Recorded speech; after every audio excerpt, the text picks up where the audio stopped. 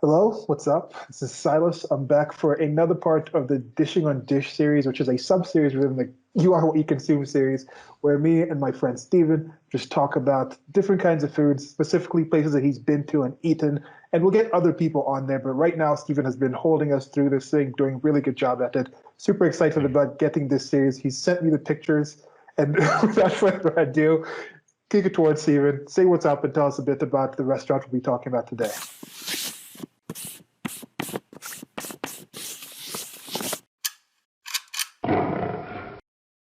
Good afternoon, everyone. Hope you're all well. Today we're going to be discussing Seasonal Restaurant and Weinbar. That was my second job in New York City here. It opened, I want to say, 2008, 2009. It closed about 2013. So it's been a number of years now, but I have all these photos. I have a lot of fond memories of working there. I was very inspired by a lot of the dishes I prepared as well as ate there. So I'd like to sort of share that with everyone, and I think it could be the basis for some very interesting conversations. And hopefully, I'm hoping that some of you also see these dishes and feel inspired to create similar things as well. Yeah, and with the Your What Consume series, it's this, in general, a series that Steve and I talk about with just food-related things, and not just the physical food that makes up your body, that we break down the proteins, carbohydrates, and fats that build our body, but also what it takes to actually make the certain foods, things about foods, how it's served, how it develops the cultures around them. And then specifically Dishing on Dish, as I mentioned before, is talking about specific food itself, actual food. We're talking about the location of the places, the tables, ambiance, the menu, the fixed price, the things that you can do. To get more of an idea, I think this one it's more towards a traditional food review type of thing, where we're not saying this is the best place or the worst places, but we just talk about the foods. We get different ideas that were in there. We both like to cook when we get the chance to. Some of you out there like to cook. I think this is a good, interesting thing, so you can get some inspiration to see how different things are made in different places. Just posted today, as we're recording this, I'll be posting the first of another series called I Know Great People, and Stephen tells us more about the history that he's had within the food service industry. So highly suggest that, and pretty much every other conversation I've had with Stephen. But that one goes more into a background of how he's been in the food industry, and this is one of the first. This is the first one we're doing over a place that you've actually worked, right? Let me think. Because we did Nata, we did Huertas, we did Casamono, we did DB Bistro. You haven't worked with any of those. Yeah, this is the first one that I've actually worked in, yeah. Yeah, so this will be really good to actually have this one posted right after having the one where he's told us about the history in there. And there's a few other places he's worked that will actually come into it. So really excited about that. He sent me the images. I did the the editing to get the images up. So once we start talking about the food, the images will be up on the screen. So I went through that, and it looks really really good. So it's a bit different. Is one of my first questions, is this a Michelin star restaurant? Because the Yeah. plating itself is rather unique. Yes, this place had one Michelin star, so I can say that I cooked one Michelin star food. Great. Yeah, because that's one of the key things that we had come to an understanding of. He explained what the Michelin star is. I mean, the whole Michelin system is some time back, and yes, it is actually the Michelin, the same people with the tires. There's some relation to that. Figure back in the day, travel used to be a lot of things Yeah. that you do on tires, so it was a key thing. You would travel around, go to different restaurants. But with Michelin, I think one of the bigger differences with Michelin food was the presentation. The things that are chosen to be put on the plate are being done in a very specific way, for very like it's taken to a culinary artistic level. Now we were talking about there's other systems out there that can grade food, but I think that's a key thing that you see even with the Michelin system, whether you agree or not with it. There's politics like there is in all kinds of systems and structures like that, institutions of who gets it. But the ones who do get it at least have that level where there seems to be a higher reasoning onto why they're plating things the way they are. I know personally when I cook, I put very little thought into the plating. I'm more focused on the actual taste of the food and everything, and I just put it on the plate. But yeah, you'll see from this series there'll be a lot of other things that are in there. So tell us a bit about how you got into seasonal, what attracted you to this restaurant. And as you mentioned, it is unfortunately something that's closed. So location-wise, there won't be too much question on that, but you can tell us where it was and a bit of why you think it closed and things like that. Sure. So it was actually kind of an interesting story. So I was dissatisfied at my first job in the city. I felt it wasn't for me, so I started looking elsewhere. And for those who don't know, I have an Austrian last name. Now it's interesting, I could go in depth on this, but I'm not going to. 23andMe, nothing Austrian shows up, but I do have German and Polish heritage, and the way the borders shifted, that's probably why I have an Austrian last name. So I'm something of a Germanophile. I'm interested in German Austrian stuff, and I was looking up where I wanted to work next in the city, and I found this place, and it really caught my eye because I thought it takes some of the Austrian dishes higher end, but still does a lot of French style stuff as well. Because as we'll get into here, there are authentic Austrian and some Hungarian dishes, but it's not strictly adhering to that.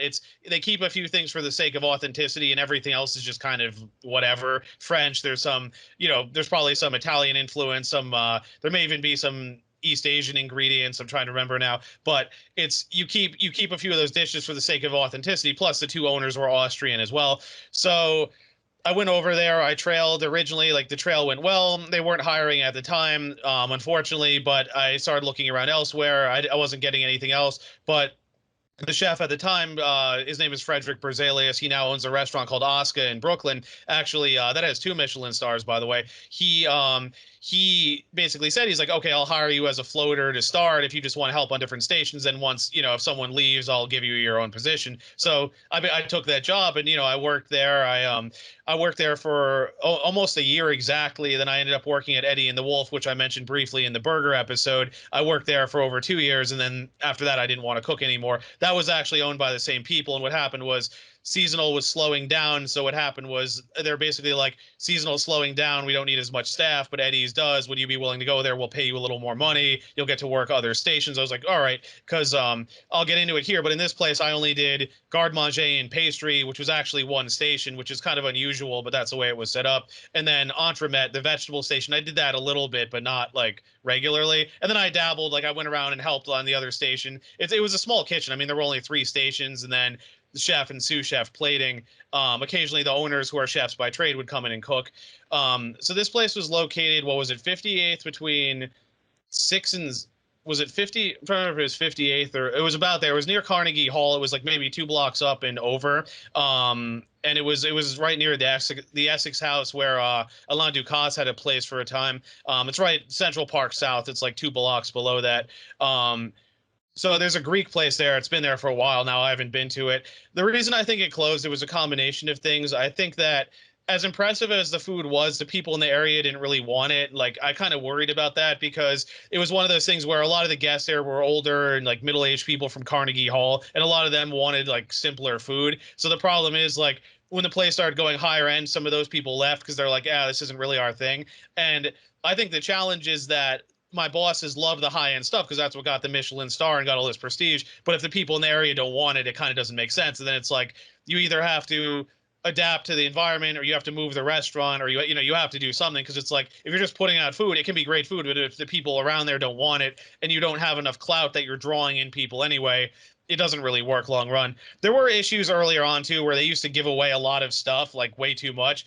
They did get better at that, but I kind of wondered, like, did that have something to do with it too? Because the way it works in most places, for those who don't know, is you do give away stuff to regulars, if a VIP comes in. But with them, it was like they were giving away stuff to like every other person. Like, oh, this is the ambassador's brother. Oh, this is my landlord's brother. Oh, this is a person who worked here. Like, and it gets to a point where it's like, you're trying to make money. This is not like, your house. You're feeding people for fun. So, like, on the one hand, there's something generous about that, but it's like, that doesn't work business wise. I mean, all right. Yeah. Any questions or thoughts on what I just said? It was a lot, I realize.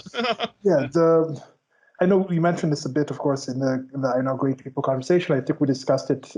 Probably it came up during the French Laundry talk that we had some time back.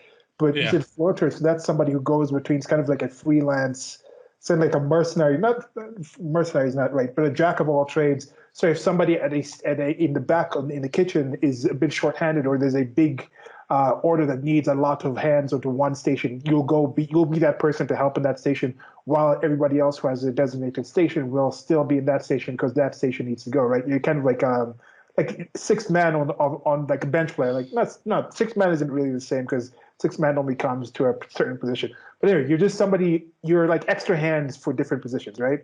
Well, there's something. There's a formal. I didn't really have this position, but there's a formal position called a tournant, which you can tell it. Look, it comes from tourner to turn. So the idea is it's the person who would jump in between different stations. But the thing with a tournant is that it's basically a step below a sous chef. So like they're the type of person who like if a cook calls out, they'll work the station. But the thing is they're trained to work every station. So like I say, they're a step below a sous chef. Like basically the skills, but not the authority. So what a common practice is like the first sous chef I worked with here, he was hired as more of like a tournant, but then when someone else left, then I think Frederick, the chef I just mentioned, took over. He would moved up as sous chef under him because he had worked all the stations and he was familiar. I didn't do that technically. I was more of like an informal kind of floater, like, oh, help these people prep, help here where it's needed. You can help plate, but it wasn't like I wasn't at that level because I wasn't trained in depth how to work every station, and I didn't have that authority. Yeah. So this is closer to what you mentioned in the I Know Great People series, talking about the food service, is how a lot of people come in and some of the most effective people actually do work their way up by actually training on the job by doing these different positions, right? Yeah. Yeah. Okay. Because So you have to, and sorry, one point I was just going to make is it's sort of, I'll probably get more into this as it goes on, but like there's sort of a double-edged sword about small versus big places, because the problem with some of these big restaurants is that they kind of put you into a box, and then it's like you can learn a bit of the other stations, but you don't really get to do them until you move up. Whereas the beauty of a smaller place is like where it's like you and like one, two, or three other people doing everything is like you kind of have to learn how to do everything. And I think that's very valuable because you feel like, okay, I'm actually learning all this stuff, and you have to by necessity, because if they need help plating, you jump up and do it. You can learn that. Whereas you work in a place like Danielle, you're not going to plate unless you're the executive chef or chef de cuisine. So it's like I mean, obviously you're going to learn things. Obviously you're going to see what other stations do, but it's like it's more like in some of these bigger places, it's more like you're kind of put in a box and expected to stay there. I mean, you can walk around, look at things and so on, but here it's like the way it's set up, you kind of have to learn everything. Again, I'll send you pictures of the kitchen, but this was a very small kitchen. Right. This might be something that might be worthwhile doing, just do a separate one with I saw this meme with this thing of the different kind of actual full on table setting with like the flatware where you're supposed to put all the things. You know, you're supposed to have different, like the whole back in the royal days, there was like 5 different forks, 6 different spoons, like all these different knives, and where you're supposed to put them. And then it was like the accurate place to put your cell phone is like right above the napkin to the left. So I think like that whole kind of thing of just going into the details, I think it might be worthwhile, since we're doing this so much, is to do maybe a separate video where we can talk about the specific positions in a kitchen and the things like that, because that would be interesting. Like you just mentioned there, I was wondering, do you have to, before you get to the sous chef, before you get to the executive chef, I imagine most executive chefs outside of the Gordon Ramsay kind of skewed up, like made for TV, reality TV chef's show. What's the show like Hell's Kitchen? Not Hell's Kitchen. Hell's Kitchen was when he was working with the people. Even Hell's Kitchen itself is kind of contrived. But how many executive chefs haven't actually been able to do things? I'm wondering, like, which kind of levels are it where you actually get to know the other positions? Like a sous chef, does the sous chef have to be able to handle everything in the kitchen? You can just touch on that a bit. We don't have to go into detail because we can do that in a separate one. Yes, because the thing is, the sous chef, remember, sous chef means under chef, so typically it's second in command. But as I mentioned before, if it's a huge kitchen, there's going to be multiple sous chefs. So like Danielle, you have like executive sous chefs, you have like a few junior sous chefs, you have sous chefs for different stations. But the idea is that the sous chefs, they were either hired from outside with more experience, or they worked their way up from within there. But to work your way up, you have to work the preceding stations. So like, for example, James Hackney, who is executive chef at Les Spalier, where I did my externship in Boston, he was executive chef. He was chef de cuisine technically, but the thing was, he had worked there for a decade and he started on a lower position, but he actually worked his way up from like cook, sous chef, chef. So it's either you do that, or you have a lot of experience from other places. Like maybe if you were a sous chef in another place, you can get hired as a sous chef in this place, or it depends on the circumstances, depends on the restaurant. Again, that could be a more in-depth discussion, but usually it's you either work your way up, or you have more preceding experience from elsewhere where they're confident to put you in charge. Yeah. Because like with sports teams, that's my own background with the team system. I haven't really done too much official typical employment, so I haven't been in those kind of teams. But even in sports team, or if you have a team like making video games or things like that, you're shooting a movie, somebody might be like, I just want to be a writer. The writer never really thinks, I want to learn how to be the cameraman. I don't want to learn how to like be a director and things. Like they just know they want to get to certain fields. So I'm sure there's also certain people who just want, I want to be in the pastries. That's all I want to do is work in Yeah. pastries in the kitchen. They don't really have the want to go to sous chef or to executive or to even full on chef. But some people, if you're thinking of aiming on that, that's a system that you do, and it's entirely different. Where like in football, the quarterback is not going to be ever in a situation where they really need to learn what the defensive, outside of understanding the defensive lineman is trying to rush me and tackle me. Like you're not going to be taught, you're not going to need to actually do what a defensive lineman can do. You can know what they do, but you never have to do what they can do. And that's the same thing with, I think, with a pastry chef. You don't be just a pastry chef, but you're working with other people. Your knowledge of those other sections is going to make you more effective of that team. And that's part of why I think we have the I Know Great People series, just knowing more about the way things are. I think, at least from just having that conversation and talking about this specific This Year in Dish series, it's made me appreciate the food more, and just knowing more about the service industry, as you talked about in the I Know You Great People series, has made me appreciate the food service industry more. And I think it's a good thing to actually just have in mind from those things. Sure. Yeah. Did you have any more questions about the restaurant itself? I was thinking, location, because what was, you said it was a small kitchen. What was the tables and the ambiance of this place? It being a Michelin star, you said the location, it was in the place.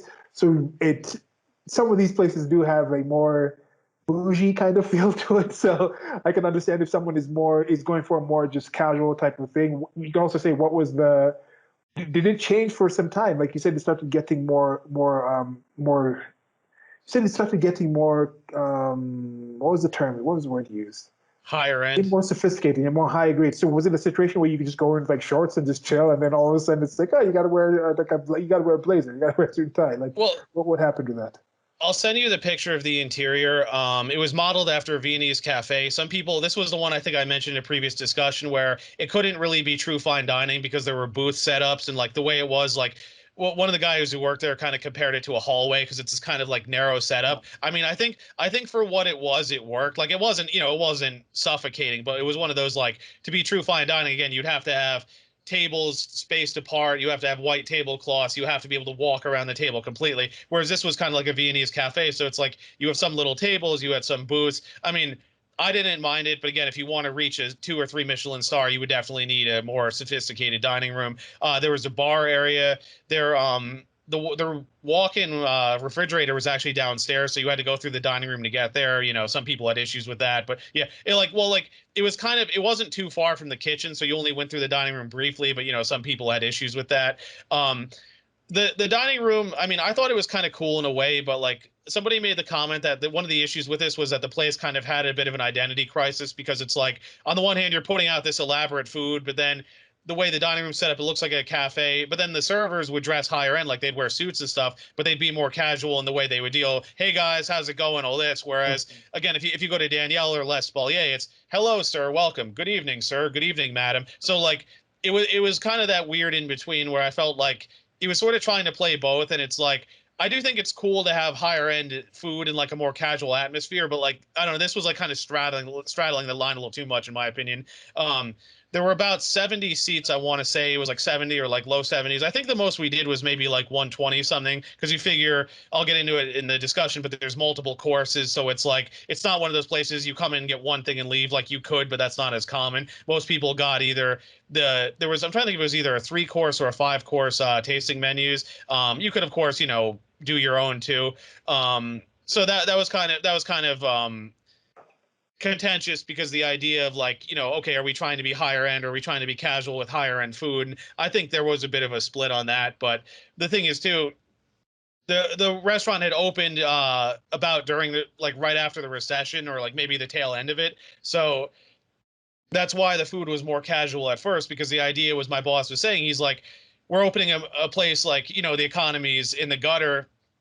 People aren't going to invest in a high-end restaurant now. Like, I know I was at Les Spalier in Boston. Some staff there had to actually take pay cuts because people were struggling with the recession. So here he had the plan drawn up and everything, but then the economy crashed, so they had to open it anyway because everything was set. But it was like, okay, we have to do lower end food, lower food costs. But then what ended up happening was they hired a chef with higher end background. He started doing the more intricate stuff, and that's when they won the star. And then I guess that's when my bosses were like, "Oh, bring on all the high end stuff." But that led to that led to the other issues I just talked about did the people in the area want it? Like, can you sustain it? All this, because the challenge too with these places is that, like I talked about Bar Balloon, where I used to work, did right before this actually did 600 people. But you have to remember that's across from Lincoln Center, so you have all that foot traffic. Plus, it's a big name chef. Like people come there because Danielle Boulud was on it. This place did have a Michelin star, but the chefs didn't have that same clout. So it's like it's not like you can just get the star and people will keep coming. It's like you have to work to draw more people in, and it's a challenge most restaurants. Eddie and the Wolf went through the same thing where when it opens, yeah, you're the cool new place, it's busy, but it's like that doesn't sustain it long run because like after a while it's part of the background and there's some other cool new spot, and it's hard to really maintain that. Yeah, I can imagine it would be. Okay, with you mentioned with the dish size, this could be something to do with the plating, but is there something about this whole smaller dish sizes having the multiple courses? Is that something? It seems to be more atypical of Michelin star restaurants. There's not too many Michelin star restaurants, at least that I can think of, not that I know that many, where you'd actually go and sit and just order like the appetizer and the main meal and that's it. Like where it would come in those typical type of American kind of sizes of dish where you get like a lot of starch, a big protein, and your greens, and just have a single plate as being served as something. Is it something with the rating system, or is it because of the history of the cuisine being developed in smaller dishes? What do you think plays into that tendency for Michelin star restaurants to have a lot smaller servings, to essentially be tapas type of places? Short answer, I'm not 100% because thinking about it, Minetta Tavern does have a Michelin star and they have like more traditional, like you say, like there's appetizers and the entrees are pretty big. Like I go there, I can maybe get an entree, one small appetizer maybe. But the thing is, I think with Minetta it's a little different because it's been around a while and it's like there's certain classical stuff that they still do very well and they're known for that. And it has, it's their style. But I think a lot of it is because if the ratings are based on the food, you want to try lots of different things to show that you can shine with all these different styles of cooking. And the way to do that is have lots of little courses. And that relates to Thomas Keller's philosophy of you have small plates, so you get a few bites of each thing so that you get the full impact of the flavor. Then you're on to the next thing. Whereas if you have I think I've made this analogy before, but if you have a big plate, it's kind of like a song or something where it's great at first, then it's good, then it's okay, then you get tired of it. So whereas the idea is if you have a smaller plate, you get the impact of a few strong flavors, then you're on to the next thing. So I think that factors into it too. I don't know what the Michelin guide, like I don't know behind doors like what their rules are, but I would imagine it's something like that. Yeah. Sure. Anything else you want to say about the location itself, the building, the staff, or anything? It was kind of it was kind of in a weird spot. Like it's kind of a cool area in a way. Like it's a quieter street near Carnegie Hall, but I can see it's one of those places that's really easy to walk by. Whereas I think one of the reasons, like I say, Bar Balloon was so busy because it's across from Lincoln Center. So you have like the opera, you have the ballet, you have people walking along Broadway, all this. So I do think the location's part of it. Again, I think a part of it also was the marketing. Like you have to find a way to stand out because I mean a lot of people don't know a lot about Austrian food. Like this place was interesting because it was one of these places that like people came, they were always satisfied, but like you would ask around, a lot of people didn't know about it. And it's like it's one of those things where I'm thinking too, if I open my own place, it's like you have to think in terms of that because you can have great food, but if all these people don't know about it, I mean, what's the point? Like you have to make yourself seen. But overall, no, it was a very good experience. I really enjoyed working there. I worked for the guys, you figure, over 3 years. So I worked at Eddie and the Wolf for maybe 2.5 years after, and I was at this place for 1 year. So, they were very good when I left. They said, like, you're always welcome to get a job with us again. So that was nice. I may go into Schilling soon. That's the place that's located by the World Trade Center. It's basically a replica of Eddie and the Wolf, more casual. So, may check that out. But, I have a lot of fond memories working there. I mean, it's a shame both places closed, but I mean, that's restaurants. So Yeah. what do you know? Okay. Now we can transition into the content of the place. You Sure. did mention a bit about the menu and the things like that, but tell us a bit about the menu. Was it a situation where, as you said, it was different services? What was the price range of it? Did they have a seasonal menu? Like you said, you kept adding new things depending on the chef. That's one thing, but how was it while it was going? Well, it was actually called seasonal because they said, "Oh, we want to cook seasonal dishes," and it wasn't a strictly seasonal thing. Like I think I mentioned before, French chefs tend to be very rigid on that. For example, they won't use strawberries in the winter unless they're either a jam, preserved, candied, pickled, or something.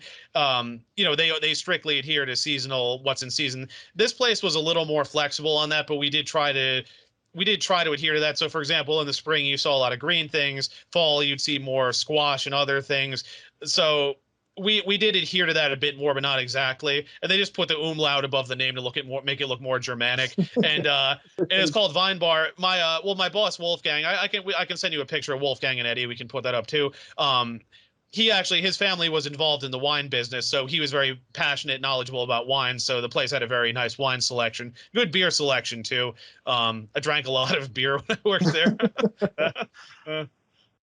Yeah, with this one, that's why it's Eddie and Wolf. Okay, I thought it was like Wolf, like an actual wolf. It's Wolfgang, not the actual wolf. Yeah. With this restaurant, with some of the things, when we get into the discussion, one of the things we like talking about as being fans of cooking ourselves sometimes, like Stephen has cooked Michelin stuff, so he's made some of these things.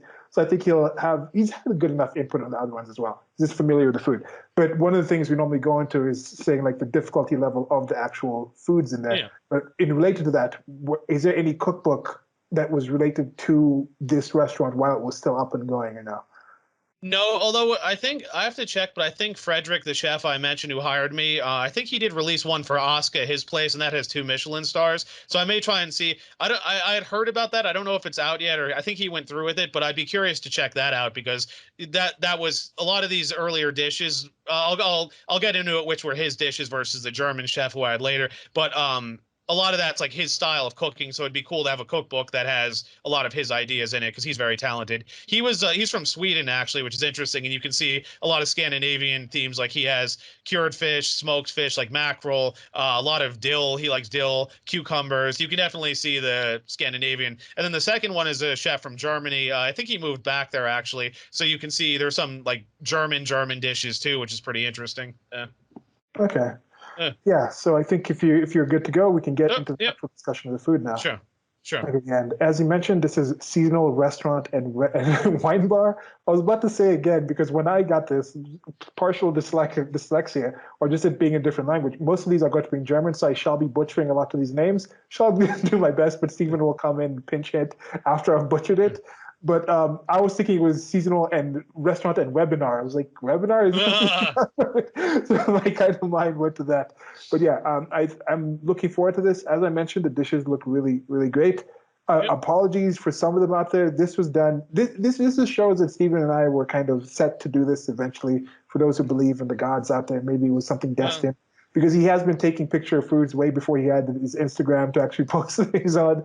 I've been doing this kind of thing as well, taking pictures of things. But with that, this was a rather earlier camera, so we'll try our best with the images that we have here to try and see some of the quality. So some of the pictures that we've taken, the more recent ones, are going to be better quality than these. So just apologies on that.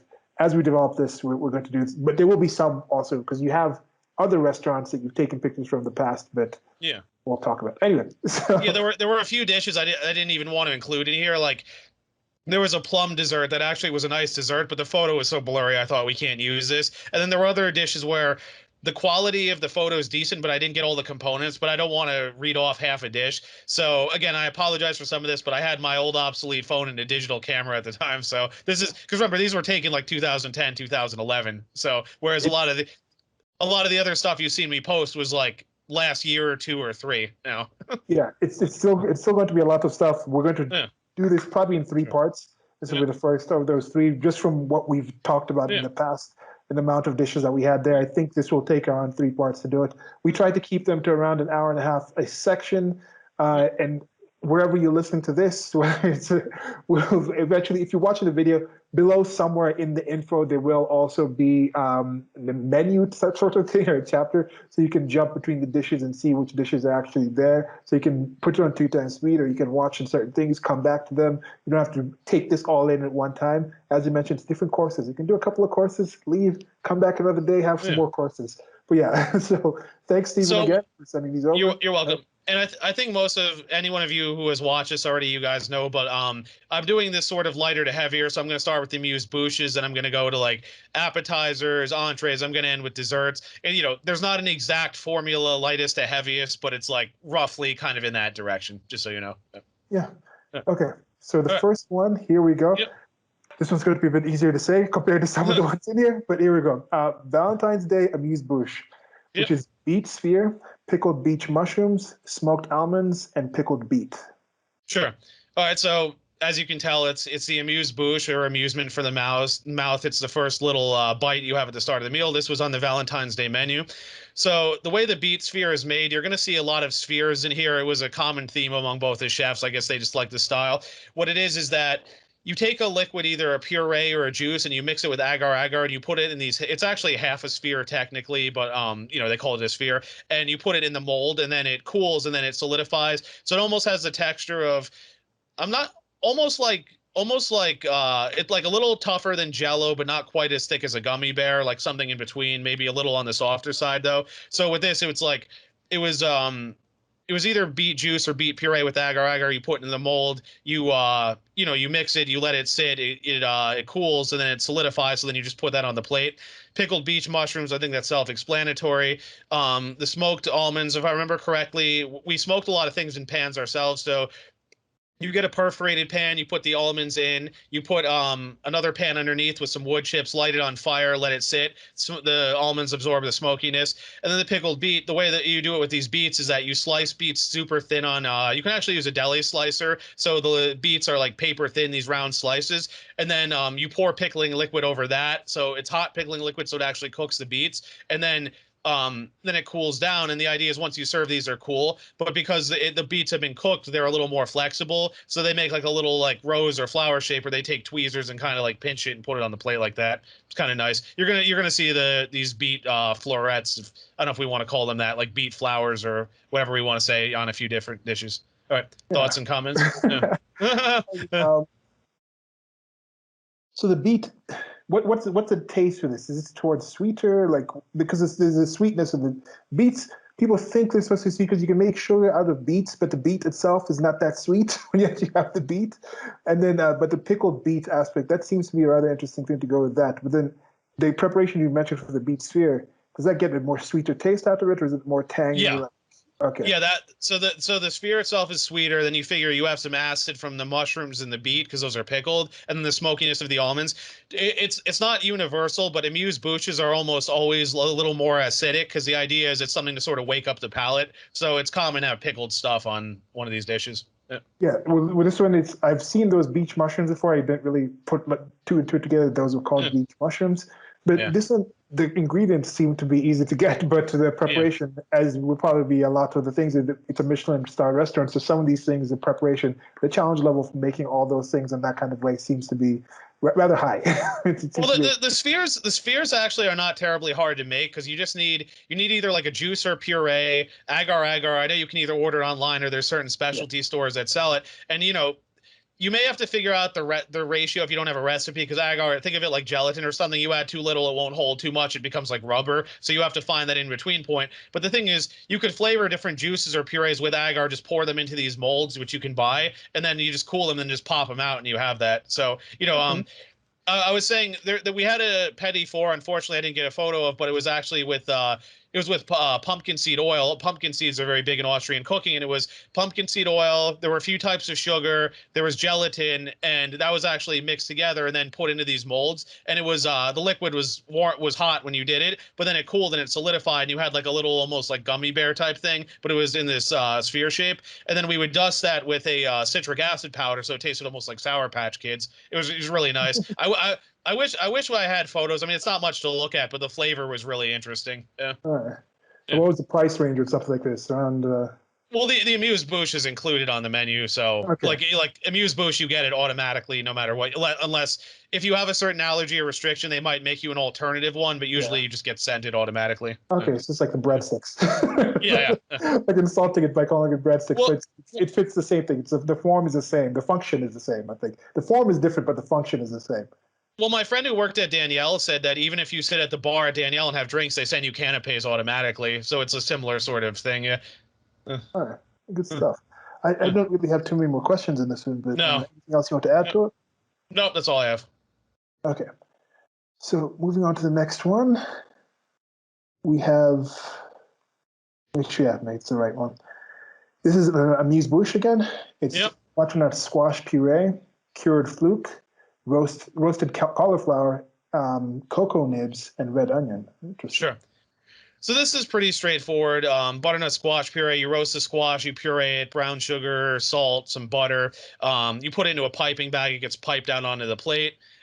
Cured fluke. If I remember correctly, it was like lemon zest, salt, sugar.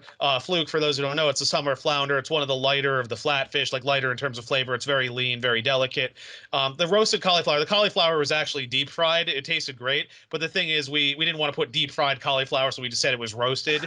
And then cocoa nibs. I think people know they're kind of a bitter, like they have that more chocolatey flavor, but they're definitely more bitter. They're not sweet. And then red onion is just brunoise cut very fine, and then there's a little microgreen on top.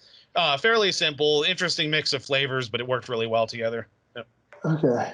Yep. It looks interesting. The plating kind of makes it look like a little flower of some sort. So the way it's kind of, it's like petals and things. Was that something they were going for? Or did I just see... you cut it. You cut the fluke into slices, and you like push them together a certain way. So yeah. Okay. And then again, now also the mouthfeel you're going to have in there with crunchiness. The flesh of the fish. It's good stuff. I've it's a little, had fluke before.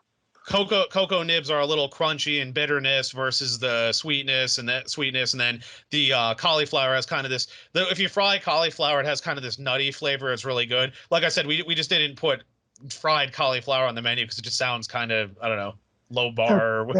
You got it. I'd say a fluke is one of those flat fish. It's kind of like the things where it's like the face is on one side. Nature is so strange. Like what is that? It's gonna lay on the ground on the side, like. Well, you know where the name fluke comes from, actually, because so the fish is flat, but typically the eye is on the right side of the fish if you put it like upright. But the thing is, this one is actually on the left side, so it's a fluke of nature. That's where the name comes from. Yeah. So it's like I say, it's a smaller, more delicate. Whereas if you have something like halibut's a flat fish, but it's massive and it's like a really rich, like fattier fish. Whereas this is like super lean. Yeah. Okay. Yeah. So I'm going to get there and put that. Some pictures, some of these things are discussing what we're trying to remember to put some of these visuals since we have this visual medium as well. So the picture of the fluke should be on the screen as we were talking about the fluke then. So and what makes them choose which amuse bouche you're going to get? Do you get to ask or?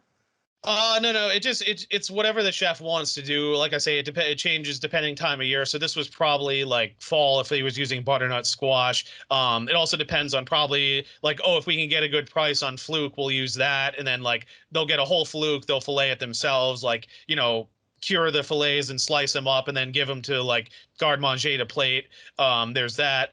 There's the other ingredients is just like what do they think pairs well and what's available. It could be that. Just I think a combination of what the chef wants to do in terms of creativity, but also what's available, what fits within their budget too.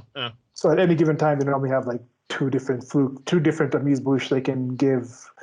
Typically it's only one. Typically it's like they'll like if a person has an allergy or restriction, like they'll change maybe like if the person doesn't eat fish, maybe they'll put like another like cooked vegetable on there or something, but like they'll tweak it a little bit, but yeah. Okay. So you have anything else to say about that? That's all I have to say. Really like the flower look of it. It's yeah. Good. Yeah. Okay, now the next one. This one, I looked at this like this is some Scandinavian stuff. Maybe it's not, but I don't know why I just have the bias towards that. But I thought this is first of all it's somewhat Scandinavian-ish, and second of all, I was like, okay, this is definitely a Michelin restaurant that we're going to be discussing here when I saw this picture. So the next one here that we have is another amuse bouche, which is cured mackerel, lemon foam, tomato sphere, and charcoal powder. So it's funny you say that because this was actually the German guy who came up with this, not Frederick. But so it's interesting here. So the mackerel was cured. I want to say there was some vinegar in the mackerel. Germans are big on putting vinegar in everything. I don't really know why. The charcoal powder was interesting. So the powder was actually I want to say it was a tapioca powder. The tapioca powder, you'll see more of these below, but it is interesting because it can actually hold oil but stay powder. So what it is it'll take on those flavors, but then when you bite into it, it'll sort of dissolve in your mouth and you'll get the impact of the flavor. And what he did was he made I'm trying to remember what it was that he roasted, but he basically made charcoal, put it into an oil, and actually poured the oil into this. So like the powder itself tastes like kind of roasted. And then the tomato sphere, it was a similar process to what I described above. It was tomato it was tomato water. You strain out, like you puree tomatoes and you strain out the liquid, and then he would mix that with the agar-agar in the mold so it would solidify. So it looks like half a tomato or something. And then, you know, you add some salt and sugar for flavor. And the lemon foam, I think you can probably tell it's lemon juice with soy lecithin. By the way, the lemon foam was my idea, by the way. So I actually I suggested it. So I was proud of that. Yeah. But it, you know, you can tell here it's like the fish, you know, it's cured with vinegar, so there's a bit of acidity. There's some salt. The tomato, it's like a little, you know, a little bit of acid in the tomato. You know, you get some sweetness, and the salt enhances the flavor. Charcoal, you get to roast it, and then the lemon kind of cuts through the fattiness of the fish because mackerel is a fattier fish too. So Okay. yeah. Again, we have the different mouthfeels as Yeah. you put them really well. You explain them really Yeah. well. Yeah. This charcoal powder now is something that I'm thinking, like I'd mentioned Yeah. before in one of the talks. Like my mom does this thing with Yeah. the peels of plantains or the actual like the pods and the plants and like the bean plants. So she burns them down. Then we use the ashes in different kinds of cooking, especially this Yep. mushroom dish. And you see, that's something where the people who are doing it in the countryside, they're not really understanding why. Like she was just talking the other day about chicken soup. How in America it's like when you're sick, you're like, oh, you have the chicken soup for the soul, that kind of thing, and it helps. Yet now, chicken soup is not a common thing that we have here. Yet, when she was a kid growing up in the village, both her and my dad, those were the pieces that they got because the adults were having the meat and things like this.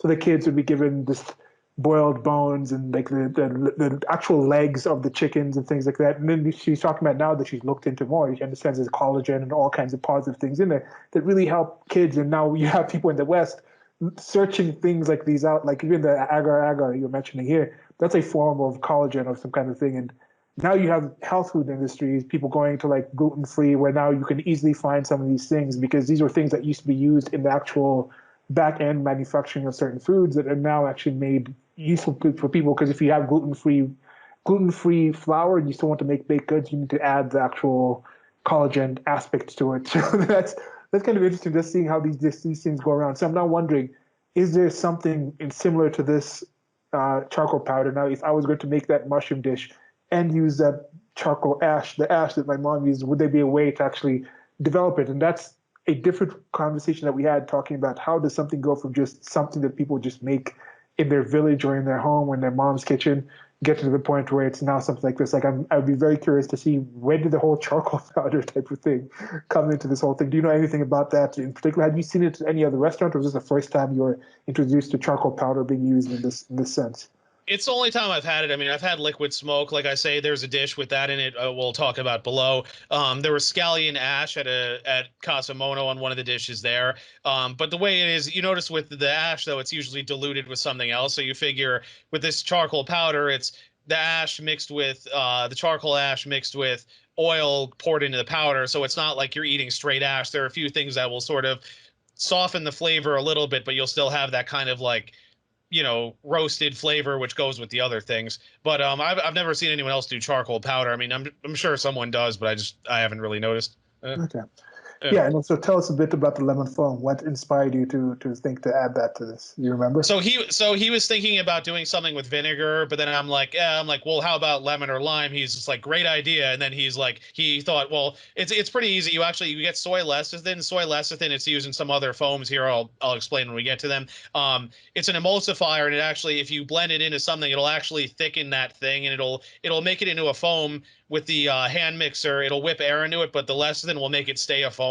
I mean, you do have to re-whip it periodically, but it'll hold long enough that you can put it on the plate, carry it out. There will be foam on the plate, and then it'll gradually settle. But by the time it would settle, the person would already have eaten it anyway. So he thought, like, okay, lemon, tomato, cured fish, vinegar, the roasted charcoal flavor, you know, a few different things going on there. Okay. Yeah. Interesting. Have you seen this? Yeah, you already mentioned it was used in other places. So the Yeah. tomato spear, that sounds like an interesting thing. That's something I'd want to try. But again, now this one, I think out of the ones we've had, this does have. I mean, the foam. Yes, you said is a practical way to do it, but then Yeah. again, also don't project your background of having actually made food. And we know there's people who can't boil eggs. So, Yeah. so I think with this one at least, it seems to have a higher challenge of actually making, especially when getting like the appropriate type of charcoal powder and things. I know they have like activated charcoal. That's a different kind of thing. It's not, I don't think Yeah. Yeah. I don't Well, know. because some of these ingredients, like I said, are becoming more common. Like I could link you to, you could buy agar, you could buy agar to thicken to make the spheres. You can buy tapioca powder. It comes in big bags. You can just add different things to it. You can get, I'm trying to think what else here. Soy lecithin. I think you can even get soy lecithin at the grocery store. I have to Yeah, check, but I think you might be able to. could be able to. So some of these things, I mean, there's a bit of finesse, and like I say, for the sphere, you would have to know the ratio, or like you may have to adjust it. But it's not the most complicated thing I've made for sure. But it's one of those like you do have to know what you're doing because it's like if you just throw a random amount of agar in, it could either be like rubber or it's going to just like not hold its shape. So there is a bit of a science behind it too. Yep. And these are the kind of things we've mentioned before. A good thing to just learn, a basic thing to learn to upgrade Yep. your cooking is this basic sauces. That's a basic thing to just add to the way you cook things. I think that Yep. adds to it. Now, with something like this, might be a little more difficult to do it, but then you don't have to maybe know how exactly how to do the charcoal powder or with the technique of the sphere or the lemon foam, but just figuring out one of these things that you see in these higher level type of places, you might be able to find many different ways to use it on other dishes, even if it's just for exciting to add to the look of the things. We are visual creatures, and the way something's plated, the way something's presented can add to it. Maybe if you have kids, it could just be fun to have like some kind of foam of something that they like on a basic dish that they have. It's something that I think would be something where don't be held back by my concern of the difficulty level of these things. I think it's good to try and take and learn these things, especially as we mentioned, as we keep mentioning, and we will continue to mention, if you're living in a place where you listen to this, chances are you have access to getting these things delivered. If not at your local store, you just haven't bothered to look at it while you're going to just the basic things that you're used to going to get. Yeah. And as I've said too, you can even just take individual components from this and like just do that. Like if you just want to make the lemon foam and like put it on like a sautéed fish dish you made or something. I mean, all you need is lemon juice, salt, sugar, soy lecithin. The powders. I'll get into more powders below, but all you need is like an oil and tapioca powder. You mix it in, you can have that. Like if you want to just take one of these components and just put it on something else, I mean, I don't see why not. And then as you become more ambitious, then you can start combining different things and tweaking it and Yeah. whatever. And this glass dish is interesting. Plating again is Yep. plating is just plating. You mentioned the plating. I Yeah. like that term, but plating is quite often not on a plate. Yeah. But Yeah. there was actually the food is actually put out there on to serve. Yeah. Anything else you have to say? No, I thought it was very, very interesting, unique dish. Okay. So we're going on to the next one. I like the colors on this one. Yep. Sure. Now here we have the base for mandelsuppe. Yep. Mandelsuppe. Yeah, that's Uh, actually right. okay. And well, I was gonna say in Austrian German, you actually pronounce the S's as S's. In Hochdeutsch, that's High German or Standard German. You would have said Suppe, but I mean, it's an Austrian place, so that's actually correct. Okay. Here we go. This is cucumber gelee, almond powder, Yep. peach, candied almonds, zucchini twists, micro Thai basil, and basil oil. And the Okay. broth is not pictured, yeah. Yep. So this was actually on the menu when I started. This is the start of appetizers, by the way. This was because I started there in the summer, so this was a summertime item. So the cucumber gelée, the way you made it, if I vaguely remember, there's a cucumber salad that was on the menu. I'll get into that below, but you would actually save the cucumbers, you would the peels from the cucumbers, and you would puree it with water, salt, sugar, and then gelatin. And what it is you would actually heat it. You would actually heat it up, but you had to do it kind of quickly because the green color would fade if it Yeah. got too hot for too long. And what you would do is, so you figure all these items in a blender, it gets hot, it's mixed together. Then you would pour that into bowls, and you would actually put the bowls in the walk-in so they cool. So picture like a bowl with like Jello at the bottom of it. Basically, that's basically what this was. And Okay. then the almond powder. It was actually the tapioca powder. It was almond oil actually poured into it, so it takes on that flavor. And then I think there were some crushed almonds in there too, if I recall. The peach, it's just cut up with fresh peach, cut up into a brunoise, the tiny cubes. Candied almonds, the almonds, I'm trying to remember if they were cooked in like a simple syrup type thing, like sugar and water. Then they were just kind of laid out, and they dry. You cook them in that, then you lay them out on a tray, dry them out, and they become kind of like like almost like peanut brittle or something, kind of a similar texture.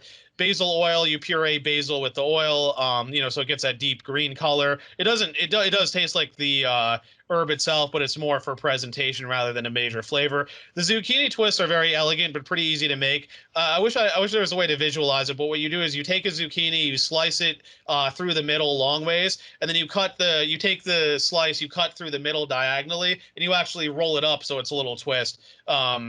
I'm going to try and see if I can find a video or something of someone doing it. It's a fairly simple technique, but it looks really nice on the plate. Yeah. And then the broth, it was a cold almond soup, so like there were almonds, almond milk, a little bit of garlic and onions just to like give it a little flavor, a little bit of sugar. It wasn't overly sweet because the sugar was to enhance the flavor, but it wasn't supposed to taste like dessert. So you would present this, and then the server would just pour the broth tableside.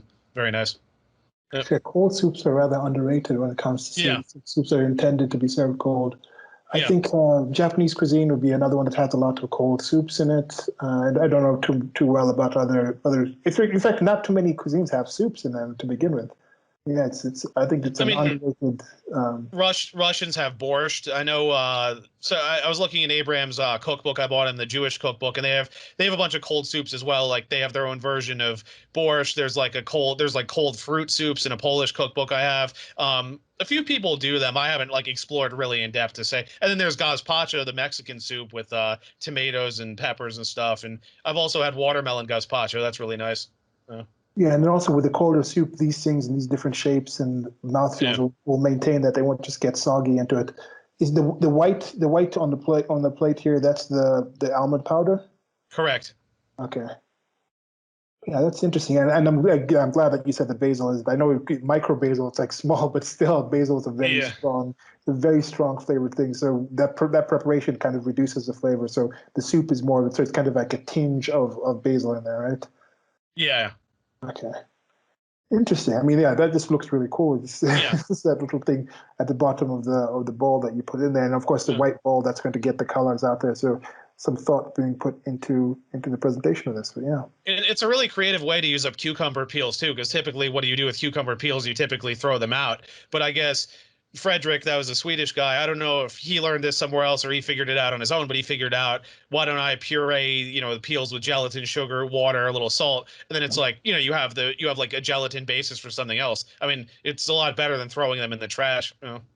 Or if you don't have like some Hendrix gin, I suggest people don't drink alcohol. It's bad for you, horrible. But anyway, like when I was drinking, one of my favorite ones was Hendrix, because Hendrix is a gin that's based off of cucumbers. So you have that with, I'm forgetting it's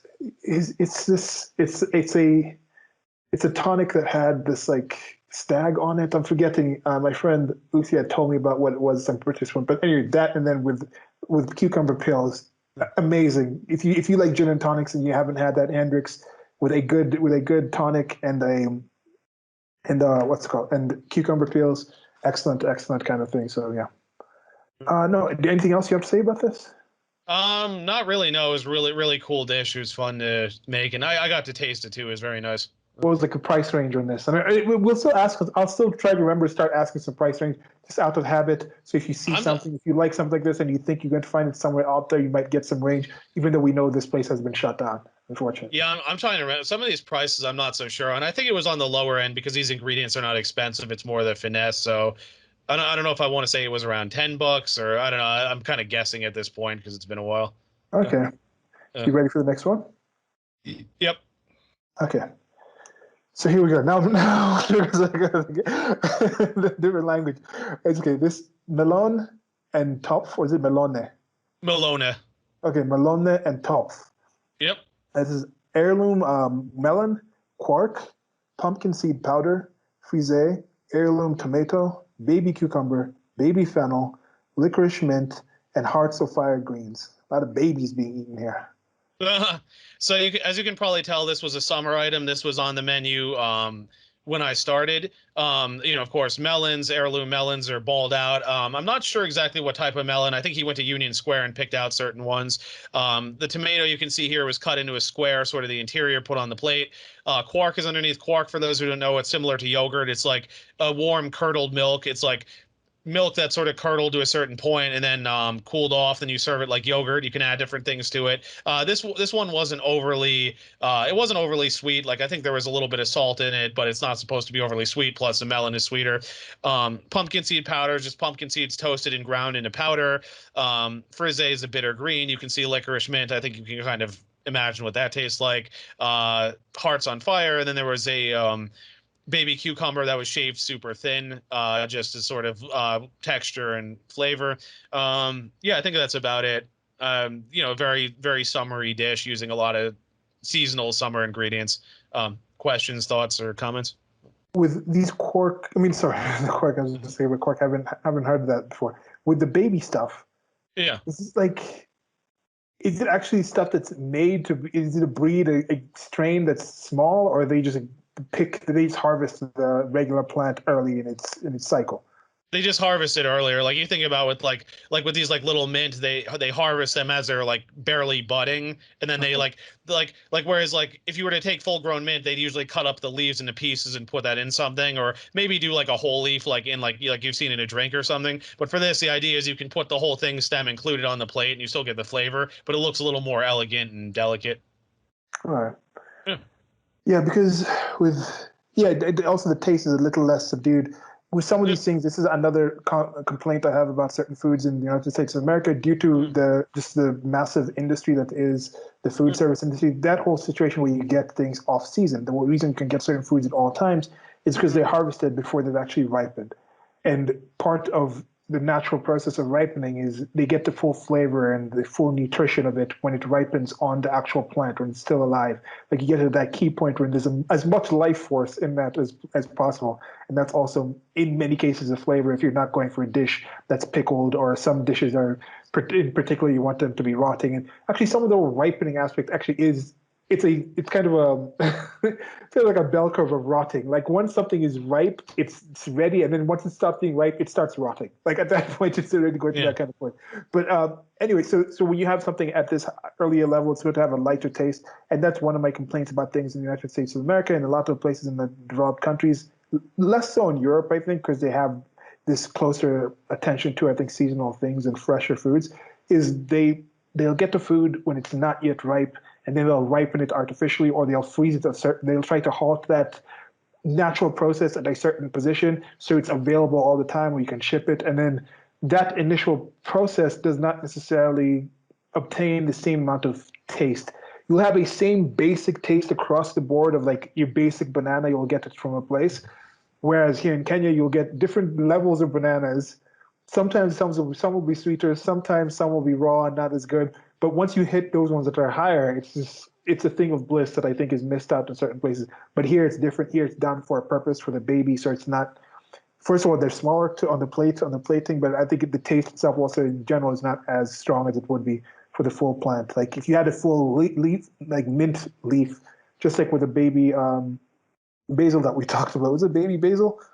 No, it was micro-Thai basil. That's different. I remember the fully grown ones. But when you have the mint in this, mint is also another very strong flavor. Where I imagine if you had the full mint leaf, it's also a little tougher to be put in a salad in this kind of sense. Would be kind of interesting. But yeah. Yep. Not a whole else lot to say on this one. Like I said, I mean, this was a summary item when I first started, so pretty nice dish. Yeah. Yeah, Very kind of refreshing. Cool. It's very woodsy. Like yeah. It's not really an accurate term with this. Yeah, it's what we're using. Yeah. Big deal with it. Okay, next one. Yep. Okay. So here we go. This is all right, man. First first challenge. Challenge. Okay. Ziegenkäsesalat. Ziegenkäsesalat. No, it's ziegenkäsesalat.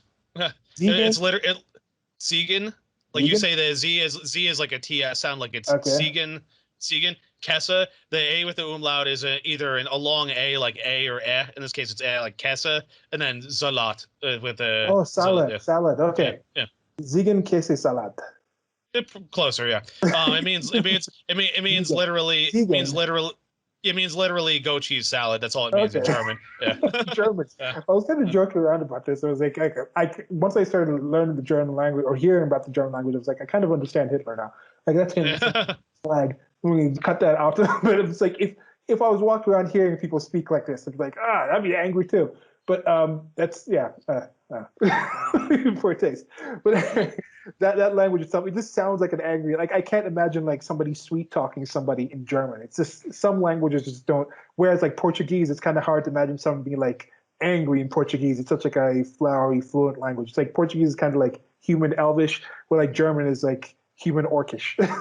Well, it's interesting too because I learned a little bit about the different dialects, like Hochdeutsch, the standard German, versus the Austrian dialect. And there's a thing where it's like everybody has to learn Hochdeutsch in school. So like when my German chef spoke with the Austrians, he would speak Hochdeutsch. But the thing is, they would speak among themselves in dialect where the words would differ. So like for example, some of the food words would differ. Like in Hochdeutsch, potato is Kartoffel, but then in Austrian German, it's Erdapfel, which actually means earth apple, and that's sort of similar to the French pomme de terre, apple of earth. So there's things like that, and then their greetings are different. Like in Germany it's Guten Tag or Hallo, but then in Austria it's Servus, and Servus is actually a Latin word which meant like I'm pledging my service to you. I don't know, I forget the exact history. So there's things like that. Like I can tell. Yeah, I can tell if certain Latinos are Mexican. Like if I hear certain slang words, like if I hear "way" or things like that, because I'm like, that's how they speak. And similar with the Austrians. Like if they say Servus, I'm like, okay, they're Austrian, because Germans probably wouldn't say that unless they're speaking to Austrians. Yeah, Things like same that. thing like slang and accents, how you can kind of tell if somebody's from the South in general, United States Americans, the New York kind of accent, the way they say things, versus somebody like in California, certain parts of California. So it's an interesting thing. And that's part of why I think I really enjoy this series and just different conversations we've been having is this you could tell a lot about people through the food that they eat. And there used to be certain limitations between some of these foods. You have to actually go to Germany to actually have these kind of food. You have to learn the actual language to order the right thing. But right now, it's a positive thing to have this expansion of things. And as you mentioned, with different kind of chefs in the back actually cooking these things, you don't have to be that. And I saw this recent video, a recent somebody complaining that there was some woman. Oh, why is this white woman making a cookbook about pho? It was like pho or some kind of Asian dish. But even if she hadn't done this, but it turns out she actually worked in Asian cuisine for a long time, had studied it, had it wasn't even her first cookbook. So she's probably better at making that than like 90% of the Asians out there. Yet this random Asian on social media took umbrage to it because it's a white girl doing it. It's like, stop with this nonsense. We're human beings. It's a food that we can eat. Some of us have allergies to some of these things. But in general, this whole idea of trying to keep these things to like just these core groups of people actually devalues it. Like we share our dishes across cultures, across human cultures. Like Stephen's reading a book about marriage, and we've talked about different topics, how there's certain constants. It's a very common thing in all cultures that I've seen when somebody comes to your home to offer them some of your home food cooking. What's some of the food that you've made? Restaurants themselves used to be inns. The reason they say homemade because it used to be actually going to somebody's home and eating the food that they too were eating, and that's a big part of humanity. So I really despise that aspect when people are like, "Oh, we got to keep these away from these other people." That's why I also really like the fusion kind of food, and I'm just glad to live in a time when there's an expanse and we're breaking down these boundaries and these things are going around. Yeah. Yeah. All right. So now on to the ziegenkäsesalat. Right? It's a Zalat, but yeah, close. Salat. Ziegenkäsesalat. Okay. So it's goat cheese, beet juice, pickled root vegetables, elderflower vinaigrette. Sure. So this was a dish I think I may have mentioned in a previous discussion. So it's actually goat cheese pureed with beet juice reduction in what's called a thermomix. A thermomix is it's similar to a Roboco. It's a bladed device, but it's temperature controlled, so you can actually heat things up as you're pureeing this. So the idea is that you have goat cheese. It's somewhat soft. You puree it with the beet juice reduction. I think there was some creme fraiche. I want to say some salt, and I think there was a little bit of agar to thicken it. So the idea is that you would puree all this stuff together, put it into these molds, and then basically, I'm trying to remember if it was a mold or if you rolled it up or what, but the idea was that it was basically this, like, you could see kind of like a tube-shaped thing, and then the idea is that the agar would thicken it enough so it would hold together, but it would still be kind of soft cheese because the chef still wanted to have softer cheese. And then it was rolled in pumpkin seed powder here. I guess that was the owner's request. They wanted pumpkin seed on so many dishes. And then the Austrians are also big on elderflower, so the vinaigrette was I'm trying to remember exactly. I think it was like the elderflower cordial. There was a little bit of champagne vinegar, and then there was, I think it was like canola oil or something, and some salt. So you get kind of, it's a little sweet, but it's kind of acidic as well. You toss that in these mixed greens here, and then the pickled vegetables. I want to say were butternut squash. You can see cut into rectangles, and some turnips. Again, root vegetables are big in Austrian and Eastern European stuff. So you would lay that out on the plate. So you have the goat cheese flavored with beets, a little thicker, pumpkin seeds, the slightly sweet but kind of acidic vinaigrette, and then the acidity from the pickled vegetables. So, Hmm. yeah. Yeah. Okay. Now, before they had the technology, the machine to actually do that, how were they doing this? How would they actually be able to dice it and things like that, and also heat it up as well? Were they just using something, maybe a hot knife to chop it down finely? Like, what was, or is this, are some of these things that are actually have been developed as technology has come up? I mean, you could do it on the stovetop too. Like you could probably cut the cheese into pieces, throw this stuff into a pot, stir it for a bit, and then pour it. It wouldn't be as well mixed unless you whisked it really vigorously. But the idea was that I think the Thermomix was sort of a convenience thing. The idea of like, okay, it blends things, but it also heats them up. So it's like if you want something super smooth, you can do it that way. Whereas otherwise, you would have to whisk it a lot and probably strain it through a chinois or something. Okay. Uh, Yeah, some of the tools that are used to time-saving appliances that humans make. Yeah, that's mm, good. yeah. Yeah, what was the taste like? How did you remember having this? Yeah, so the goat cheese, like I said, I mean, you tasted the beets in it, so it was like kind of sweet, a little bit of the earthiness, a little bit of salt, a little creme fraiche, because the creme fraiche, remember, it has like sort of that cultured taste, so like it adds a little bit of that to it as well. Pumpkin seeds, of course, you had roasted pumpkin seeds just ground into powder and some whole pumpkin seeds, and then the vinaigrette, like I say, it's a lot, there's a lot of vinaigrettes that are like this that have something sweet in them, but they're still acidity because a vinaigrette by nature is supposed to be kind of sour from the vinegar, but there's a little bit of sweetness to kind of give it another depth of flavor too. And then the pickled vegetable is just more acidic as well. And you're taking squash and turnip, which are kind of heartier, but again, same thing. Like hot liquid is poured on them, so like it cooks them a little bit, but then they cool down, and you put them on the plate like that. Is it like a salt, like a couple of mint leaves thrown on there? Did you mention Oh, that? that's called Hearts on Fire, or also sorrel is the other name. Yep. Okay, so that's Yeah. it. Yeah, it was in there before the Hearts on Fire greens. Oh yeah, that's what you Yeah. mentioned before. Okay. They don't So really taste like much. It's more for visual effect, but they look kind of nice. So. so on the dish before the melone and the topf, Yeah. was that leaf in the front? Is that a mint leaf or is that also Hearts on Fire? So the Hearts on Fire is the one with the green with the red stem and veins running through it, Yeah. and then the licorice mint are the one. So if you think of like where the orange melon ball is, the green right on top of that, that's your licorice mint. And then if you look at Okay. like the bottom right corner, that's licorice mint as well. Yep. 'Cause I remember the mint leaves we have look kind of like this Hearts on Fire. Now maybe it could just be the strain of mint leaves that we grow Yeah. here that might be a bit different. But yeah, that's what I was thinking was mint. So, okay. Okay. Yep. Yeah, and elderberries. I'm a big fan of elderberries. Elderberries are awesome. Yeah, we Elderberry. well elderflower. I was gonna say we use that in a lot of other Or things. Like elderflower, sorry, not you'll see elderberries. that you'll see there's some desserts, but I remember the Third Man, the bar they used to own, they had some cocktails with it too. It works well with a lot of things. Yeah. Yeah, that's another thing that's kind of slept on. It's flowers and foods. Like Yeah. pretty. The interesting. The fragrance comes in. Like I wonder if everything with a strong fragrance has a strong taste as well. Probably not. There's probably some things that are not even. But taste itself, a large part of taste is actual the smell of it. Like Yeah. our Yeah. smell, sense of smell plays a big part in taste. So they could also be something where the people who have better taste buds. Maybe they also have a better sense of smell. But if you just have like a cold, that's why some food will be less appetizing because you're not actually smelling it as strongly.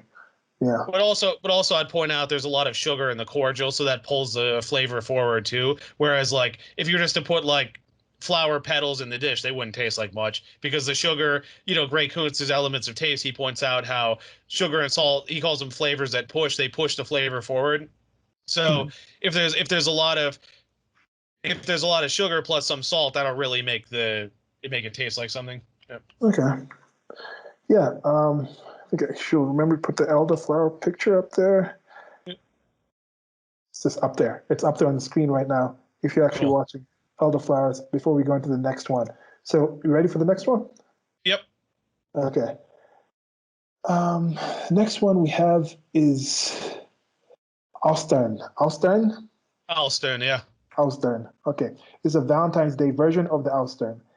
Oysters, romaine puree, romaine coins, romaine hearts, heats or hearts? It's supposed to be hearts. That's a typo Okay. on my part. Romaine hearts, hibiscus-rose water disc, pumpernickel crunch, basil blossoms, camomile, red wine vinegar powder, and pickled white turnip. That's Yeah. so it's a lot of stuff. A lot of stuff going on there. Yeah, this was actually kind of an annoying service, honestly, because the dishes were really intricate and we were slammed. So it's like it took forever to plate these things. It ended up being like a really bad service, I hate to say, because it was one of those things where we had all these really intricate dishes that took forever to plate, but then everyone ate them in like 2 bites anyway, and it was just like, what was the point of that? Yeah, and I remember like everyone was in a bad mood. Like I saw my chef at the time, he actually took, so there's this Austrian rum called Stroh. It's very high in alcohol. I think it's like what you can get it up to 180 proof. He actually poured some into a cup and drank it. I'm like, oh, that's bad. Like that's how bad of a mood he was in. I was like, oh, that was a bad service. But anyway, to the dish itself. So it's raw oysters on the plate. Romaine puree. I think you can probably tell. The leaves are pureed. I think trying to remember if there was some vinegar in there, probably a little salt too. Romaine coins. It's just the leaves. You take a ring mold punch and you punch them out so it's a little circle like a coin. Hearts are the inside part of the romaine. They're very tender and delicate. So the hibiscus rosewater disc, if I remember correctly, it was a liquid cooked on the stove. It was rosewater, the flavor, the hibiscus, that's for the red. Hibiscus is more color rather than flavor. There's a little bit of sugar and salt in there. And then it was thickened, I want to say, with either gelatin or agar-agar, I forget which, but then you would lay it out very thin on like a silpat. That's like it's like a fiberglass cover that you usually put on a sheet tray. And then what it is that the chef would take a ring mold and stamp it out so it was like a disc shape as well, and that just went on the plate. The pumpernickel crunch is one of my favorite things from here. It's in some other dishes below too. I'll point it out as well. What they did was they pureed pumpernickel bread with water, which sounds interesting. But then what they did was they put it into a china cap that's like the cone-shaped sieve, but with slightly bigger holes, and they would actually drop that into the deep fryer. Now you have to be careful the way you do it, because remember, there's water in there. Water hitting oil, it doesn't always react well. But it basically created this very delicate sort of pumpernickel crunch. I'm trying to think of what to compare it to. Maybe almost like granola or something. But it was a savory thing. It was fried, and you pulled the crunch out of the fryer and laid it out on a sheet tray, put some salt on it, and then you would break that up and you'd put it on different dishes. It's really nice. Pumpernickel bread is big in Austrian German cooking. It's called Schwarzbrot or black bread. Basil blossoms, I think that's self-explanatory. Chamomile, I think there was a little bit of the flower on the plate. You can't really see it too well here. Red wine vinegar powder, I'm trying to remember what was in that, because like I say, a lot of the powders were typically based on oil, so I'm not 100% sure. But, it gives some acidity. And pickled white turnip, you can see that's that white half moon shape, sort of closer to us. Yeah, a lot going on that dish. It was kind of a pain, but really interesting. Yeah, it seems like they should charge like $50 for it, right? It wasn't, and as you mentioned, the people were just eating it up. Like you order, and then to have all these different flavors and all this going into the preparation for it, and then have people just throw it all together, like you might as Yeah. well just have puree it up into like some soup. Yeah. I can imagine it can be a bit, a bit morale. It can be take down the morale in the back. But Yeah, this goes to my point about this is one of the mistakes they ultimately made, is like they were in love with all this high end stuff, which is great. But the thing is, if you don't have the staff to put it out, and you don't have people who appreciate it, it's like, what's the point? You're basically throwing money down the drain. Whereas like Frederick used to work at Cortal, it's now closed, but that was a 2 Michelin star place. Some people said it was on the verge of getting 3, but like that was one of those places where they had stuff like this, but you had to wait like a half an hour between courses or something. But that was like, it was set up for that because it was like kind of an older school French place. Whereas this is more like this place, you're feeding 70 or more people with like a handful of guys. Like you can't yeah. really it's hard to do really intricate stuff on that level. Yeah. Yeah, this is something where I think if you're sitting and you're there, like I'm sitting down for 3 hours, I'm okay to have a long-term meal. Like, will you have Yeah. this while having a 10-minute conversation as you eat piece by piece and discuss the Yeah. taste between the table? But if that, I can imagine that happening with this. Yeah, Yeah. yeah. But Yeah. also, like challenge level on that, as Steven mentioned, some of the things, this one would be a little more challenging to get this type of things. Hibiscus rose water. I like the hibiscus rose tea. Yeah. It's something that I enjoy having. That would probably be the most challenging thing. I mean, the romaine coins are easy. You just take a ring mold, stamp them out. Romaine hearts, cut out the inside. Again, I forget how to make the red wine vinegar powder. I apologize. Turnips are fairly easy. You just take the turnips, you slice them thin, because you figure turnips round, so that's half a sphere, half moon rather. You just, pour pickling liquid over that, hot pickling liquid. It cooks it a little bit, cools it down. You're good to go. Yeah, and then the flowers and microgreens you just get at Union Square Market or something. So. Yeah. Like, how would you make red wine? I'm trying to think, like, would they do some kind of reduction to the point where some kind of granulation gets, I don't know, that'd be tough. Yeah. Yeah, I'm not 100% sure. I apologize. Yeah. So, anything else to say about that? Or are you ready for the next? All set for the next. Okay. So the next one here is mackerel. Mackerel. Makrele. Mackerel. Mackerel. Mackerel. I'm going with the Latin one, so mackerel. Yeah. Mackerel. Smoked mackerel, pumpernickel crunch, trout roe, creme fraiche spheres, Yep. and cucumber and dill. Yeah. So this I want to say was the German guy as well, but you can see it's a very Scandinavian like style of dish with like smoked fish, pumpernickel, cucumber, dill. So this is actually a fairly easy dish to make. So you smoke the fish. We pan smoked it in the back where it's like you cut the fillets off the fish, and I'm trying to remember there was a certain process where you have like a little container with wood chips. You light it so the wood chips start smoking. You put it in. I'm trying to remember if it was for like a couple of minutes. There's certain charts you can look at which will show you depending on how heavy the meat or fish is. Like the mackerel gets smoked pretty briefly because it's not a really heavy item. And then it gets sliced. The slices go on the plate. Pumpernickel crunch, that's what I described above with pureeing and deep frying it. Trout roe, that's just the eggs of the fish. Creme fraiche spheres, those got made in the Thermomix as well, kind of a similar story. You blend creme fraiche. It was like agar-agar. I think there was a little bit of salt in there. You pour those into the molds. They solidify. The creme fraiche, it has maybe, I'm trying to think, maybe the consistency of like a goat cheese or something. Like they hold together a little bit, but they're still kind of delicate. And then cucumber, you just punch out using a ring mold. So it's that cylinder shape, just fresh dill on top. Not terribly hard dish to make. I mean, it takes a little bit of time to plate, as you can see here. And I didn't mention it either here, but there's a little bit of yellow. There's the egg cream. The egg cream, the way you made it is that you took egg yolks and you put a little bit of water and salt in, and then you cooked it sous vide in a bag, basically. So what you do is you would put the egg yolks, water, a little bit of salt, you cook it sous vide, and the idea is that you cook the egg yolks enough so that they congeal slightly, so it's almost like a sauce or something. Like you can like basically pipe it out and it'll hold its shape, but the yolks aren't cooked heavily either. And then that's this one on other dishes as well. And I was gonna say that's a very Scandinavian thing too, eggs and fish and everything. It's we had it at beef tartare on an old job, and then it'll be on another dish down here too. Now, for the smoking chart, which we will have up on the screen, I've seen there's a couple different ones here, which of course makes sense that they would have these. Some would focus on like the wood smoking chart, but now there's also different forms of smoking. I guess like with I'm seeing from sousvideguide.com, but do they use smoke in sous vide? It's like I thought sous vide was like this. No. The smoke is just for the mackerel itself. The mackerel was smoked, but then I'm saying the egg cream was cooked sous vide. So okay, yeah. No, but so with the smoke, do you recall? I'm sure would they go to like if you're doing a Michelin, you're probably going to go to the extra level to try and find a type of wood that was actually in the original area that this dish is inspired from. Yet I don't think you have to do that. For me personally, as I mentioned, I like the fusion type of thing. Try using different kinds of woods and things like that. But it's interesting to see that there's many certain foods, like the poultry seems to have poultry and pork seem to be the one that uses many different kinds of like trees here. Whereas veggies, of course, veggies have the fewest. Is like maple, pretty much the only one. Seafood, lamb is the lowest one. Oddly enough, I guess because of the strong taste of lamb, they probably very few that actually go with it. But yeah. Cheese, smoked cheese. Everything cheese is good. Everything cheese is good. Not enough cheese in this thing so far. But yeah. So I don't really have much else to say. Like I guess with this one also, you could switch out the mackerel. It doesn't have to be mackerel. It doesn't have to be smoked in the same exact way. This seems to be something that, as you mentioned, it different mouthfeels, different tastes, but you can switch different things around and do the same kind of technique, I think.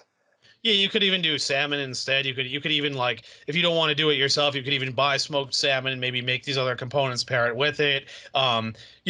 I think we had in the previous, yeah, it was a DB Bistro. There was smoked salmon on pumpernickel and white bread, so it's kind of like a play on that. Like you could even make a sandwich with like smoked mackerel and use pumpernickel toast instead, and maybe spread some creme fraiche. There's a lot you could do, really. Yeah. And the creme fraiche, would that be creme fraiche can be at room temperature and still maintain its consistency, right? Yeah, well, this was made into a sphere, like I say, so it was pureed. I want to say with agar and put in the molds. But the chefs were very big on.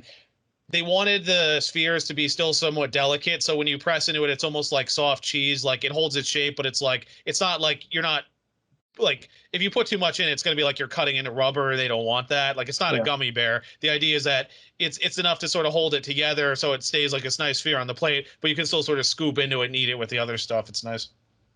Yeah. Yeah. I have nothing else. Do you have anything else on this? Nope. Okay. So we're moving on to the next dish. And here, another struggle. Okay. Blumenkohl suppe. Yeah, you got it right. Yeah. Nice. Blumenkohl suppe. I think it is a call. Is like, is that a clothes store? Like Kohl? Well, yeah. Well, it's in German there. So in German, there's at least two words for cabbage. There's kraut and kohl. And the thing is, Blumenkohl actually means literally flower cabbage, but it's what they call cauliflower. Okay. So that's what that is, and it's cauliflower puree, pickled beech mushrooms, cauliflower couscous, pickled cauliflower, scallop, and speck spheres, and sheet and rosemary. So what's Yep. sheet? So this was the basis for the cauliflower soup. The cauliflower puree, I think that's pretty self-explanatory. You blanch cauliflower, you puree it. I think there was some butter in there. Push it through the chinois so it's super smooth. The pickled beech mushrooms, that's self-explanatory. Cauliflower couscous, it's the tip of the florets ground into a very like fine texture, so it's almost like couscous texture wise. You see different people do that. Sometimes they'll pickle it or they do other things to flavor it. So the scallop and speck spheres and sheet are really interesting. So what this was the German guy, Rene was his name. What he actually did was he made almost like a mousseline, which is like kind of like a meat. It's like a meat or fish mousse, but what he did was he cooked scallop and put speck, which is like speck is the German word for bacon, but it's also a certain type of it can either be German for bacon, but there's also a specific cured meat called speck as well. And what he did was he made this sort of like meat mousse and he actually put it into the half sphere shapes. And what he did was I had mentioned in a previous discussion about the combi oven, the oven that does dry as well as moist heat. And what he would do is he would actually steam those spheres so they would like solidify. So when you pulled it out, you had like a scallop textured sort of sphere with pieces of bacon inside, which is really nice. And then for the sheet, it was a similar process, but the sheet he laid out on the silpat on the sheet tray, so it was like a very flat, like thin thing. And then he would actually cut those into strips, and then you would sort of fold those onto the garnish here. Yeah. Wow. Yeah. So there's a bit of finesse here for sure, because you have to know, okay, you have to puree the scallops with cream, you have to add the bacon, and you have to steam it enough so it holds its shape, but the meat doesn't seize up either. And then a similar thing like I've been saying, where it's like you want it to hold its shape, but you don't want to be chewing into rubber either. So there's a bit of finesse getting that exactly right. Yeah, and that's again, you saw the pickled beech mushrooms coming again. That's one thing that's common in restaurants. You'll see people try to use. There'll be very few things where they're like, we only use this in one dish. They'll want to have ingredients to be used in at least multiple dishes, 2 or 3 dishes. Is a good number, right? Yep. And or something like with that sheet thing, is that something that was done? Because some of these things could have developed, and it was also back in historically there was a time when it was a whole hog where you didn't have the great abundance of food that many of you listen to this live around. So there was an aspect of you had to try to find every time you caught one of these scallops of the speck. You got the speck, you got the food, whatever animal you're getting, whatever harvest you're getting, you had to try to use all sorts. You had to use it entire way. You had to extend it. So some of it you'd have fresh, some of it you'd pickle to keep it out there. When you're actually cooking the meats, a lot of people will cook and just get a cut of meat and then they'll just throw away the drippings and things like that. But something like this could have developed from somebody preparing the actual scallops and speck or anything in a different way, and then the drippings come off, and they're like, okay, let's find a way to put those together. And then you manage to put that together, and you write down a recipe to do it. You start working around that, then it ends up to be this kind of sheet technique.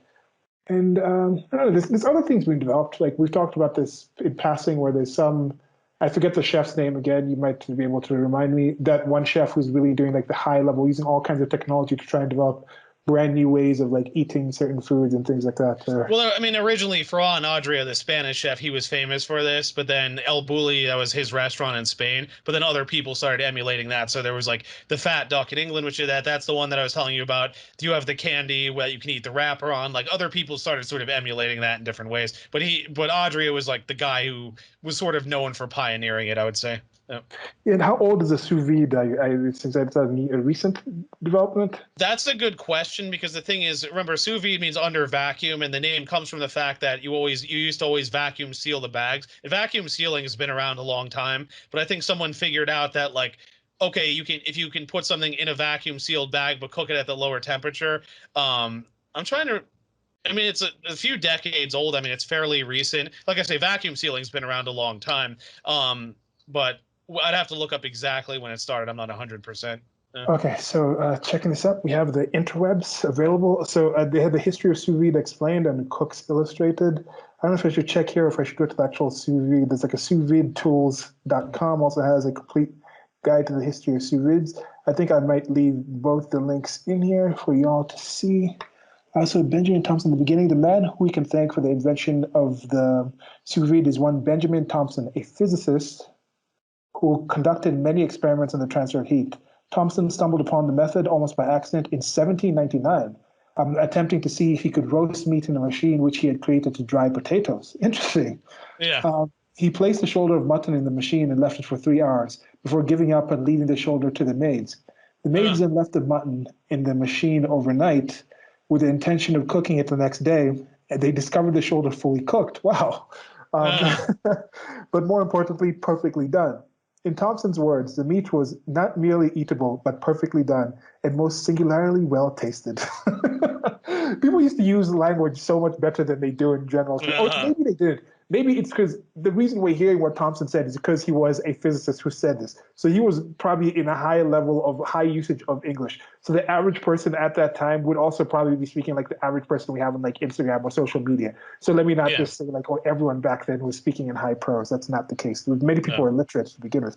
Okay, so and much like modern day sous vide, the meat was nice and tender, and though it was so much done, it did not appear to be the least sodden or insipid.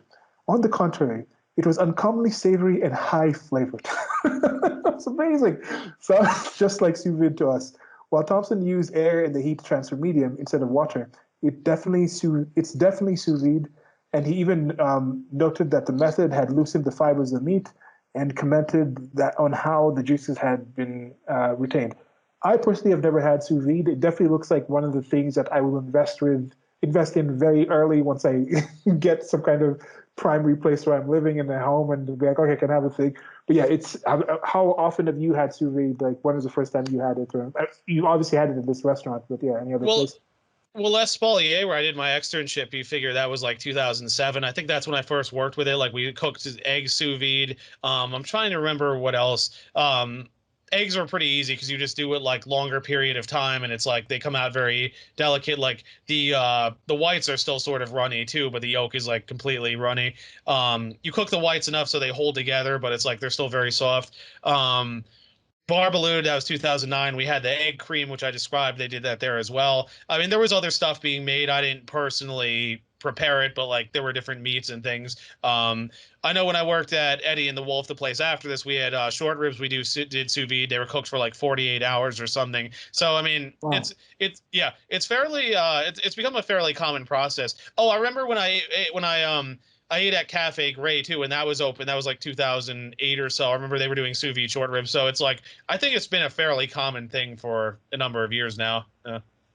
Yeah, I'm sure it's probably by now there's probably restaurants that just specialize on sous vide everything. Like on every dish should be sous vide. in some sort of way. But yeah, Well, sous vide. I was gonna say even casual. It used to be one of those things that like almost all high end people did, but now it's like you go to casual places, they do it too. So Yeah, yeah, sous vide and air frying are two things that I want to get more into yeah, figuring out how it does, playing around with those kind of styles of cooking. And there was also the typical thing in the past where you put like meats underground and you put charcoals or you slow cook in that way. yeah. Is I think a similar type of thing. Like I said, the form is basic. No, the function is different. Trying to work that out, but the general purpose. Then you can find different ways to do it. Just as you mentioned earlier, with that not the Robocool, but the other kind of thing with the heated thing. You can do it just in a pot and do it that way and whisk it a lot, or you can use a machine that has the heated blades and do a lot simpler that way. Like you can make ice cream with no tools whatsoever, or you could have some tools and make some really quick, excellent different kind of ice cream. But yeah, it's technology Yeah, has helped us have better things. Yeah. I'm trying to remember my aunt and uncle, I think made ice cream actually using like a pot, like inside another pot, and they put ice Mhm. around the outside and then with like rock salt and they just kept churning it. Like you Yeah. could do that. I mean, it's kind of a pain, but it's like you could even, I think I even had like a cheaper ice cream machine for home. It's like 40, $50 and it's like you just plug it in and it just keeps rotating and it's like, it's good. Yeah. It's like I mean, I'd rather that than have to sit there and just keep churning it. It's like it's not really worthwhile use of time. Yeah. Okay, so I think we can go with the last one here. The last one we'll do in Sure. this part. Sure. If I'm correct, these two pictures had only one thing of information with it. Yeah, it's the same dish. The plating was slightly different. It's like the chef Okay. was fooling around with the plating. So yeah. Okay, so here we go. Last challenge. The base for Steckrübensuppe. Steckrüben-Suppe. Steckrübensuppe. The Yeah, there you base for Steckrübensuppe. It's rutabaga puree, brown butter breadcrumbs, butternut squash, celery, cipollini onions, pickled beech mushrooms. There we go, the mushrooms again. Zucchini, bone marrow croquettes. Sounds amazing. And urfa. Okay, Yep. wait, steak. Is it steak? Is that speck? Kind of what's okay? What does No, that? no, Steckrüben is just the name for rutabaga. I forget how it literally Okay, translates, but it just means literally rutabaga soup. Yep. okay. So so the rutabaga puree, rutabaga was actually cooked. It was kind of interesting. It was actually cooked in oil in the oven, like roasted, like not confit exactly, but sort of like it was cooked in oil. Then you pull it out and you pureed it. You pureed it with some salt and things, strained it out. The soup itself was actually a rutabaga. I'm trying to remember if it was it a rutabaga broth? I wish I remember. I forget exactly what the broth was. But anyway, brown butter, breadcrumbs, kind of self-explanatory. You toast breadcrumbs in butter till the butter browns a little, so it has that nutty flavor.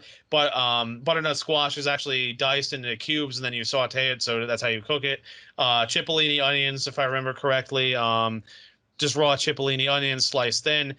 Pickled beech mushrooms, same thing. Zucchini, that's the zucchini twist that you saw earlier. Bone marrow croquettes, those were kind of interesting. What they did was we took bone marrow out of the bone. You soaked it in salt water to remove the impurities, and you took it out of the bone. And then we cut them into cubes. So it didn't have to be an exact shape, but like roughly a cube.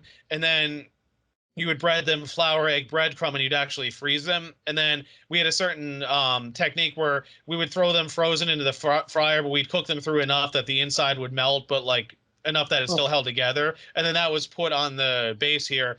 And urfa is just a type of pepper. I think it's from a town in Turkey. That's where the name comes from. And then the broth was poured tableside. This was a hot soup too, of course. Yep. yeah, but with that shell and the croquet, they still hold together. At least Yeah, and then once you bite in, the kind of yeah. melt of nature. That sounds amazing. It was, but Sounds this, but good. this, but this is also why you dropped it in the fryer while it was frozen, because the idea was that it held its shape, whereas like if it were soft and you threw it in, it just would have fallen apart. Yeah. Yeah. But you had to make sure it was cooked all the way through, because if it's not, it's like you're gonna have frozen bone marrow. So like we had the cake testers, the little metal thing you would stick in, and then you'd pull it out, and if the cake tester was hot, you knew it was cooked through. Yep. Any reasoning to try the different kind of platings, or just kind of working around the same dish as you were it, developing? it was just the chef was deciding what he wanted to do, if he wanted to like put more of one component or put things in different places, or just trying to figure out like tweak things a little bit. Yeah. Yeah. I don't know, but yeah, that's just the idea. That's something now simple now with like basic croquette type of thing and chicken tendies or something. Someone could Yeah. just do like some chicken tendies and some kind of like clam soup or something. Just different ways to add. Like now, instead of just a clam soup, get the clam soup base itself, but the clams, put clam croquettes now at the bottom of it, and then you can add what would be some good greens to add to something like that if we're just like freestyling a dish off of our minds right now.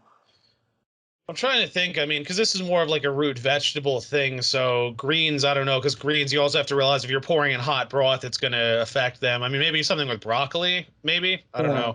know. Or yeah, even like maybe like the same way you do the cauliflower couscous, maybe broccoli couscous. So you get just like Yeah. you grind it down to smaller Yeah. bits.